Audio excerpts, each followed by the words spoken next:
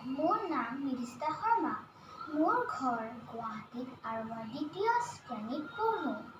আজি মই অসমৰ জাতীয় সংগীতটো গোৱাৰ লগতে স্বৰ্গীয়া কনকলতা বৰুৱাৰ বিষয়ে দুআষাৰ ক'বলৈ ওলাইছোঁ।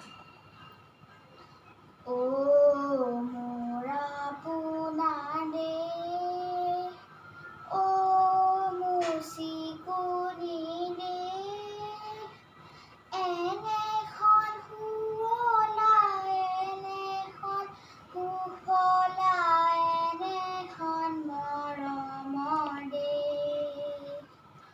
অ' মোৰ সুৰীয়া মান, অসমৰ সুৱদী মাত, পৃথিৱীৰ ক'তো বিচাৰি জনমটো নোপোৱা কৰিলেও পাত।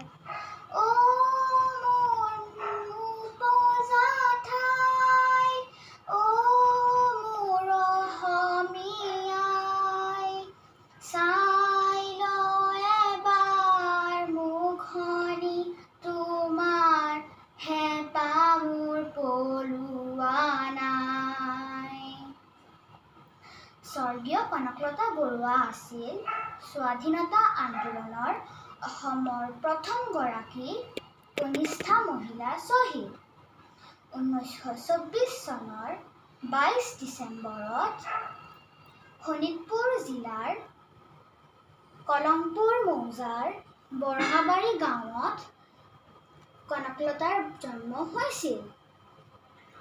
তেখেতৰ পিতৃৰ নাম আছিল কৃষ্ণকান্ত বৰুৱা আৰু মাতৃ কৰ্ণেশ্বৰী বৰুৱা। সৰুকালতে কনকলতাই নিজৰ পিতৃ-মাতৃক হেৰুৱাইছিল। মহাত্মা গান্ধীৰ আদৰ্শ আগত ৰাখি 1942 চনত জ্যোতিপ্ৰসাদ আগৰৱালা দেৱৰ আহ্বানত গঠিত মৃত্যু বাহিনীত কনকলতা বৰুৱাই যোগদান কৰিছিল।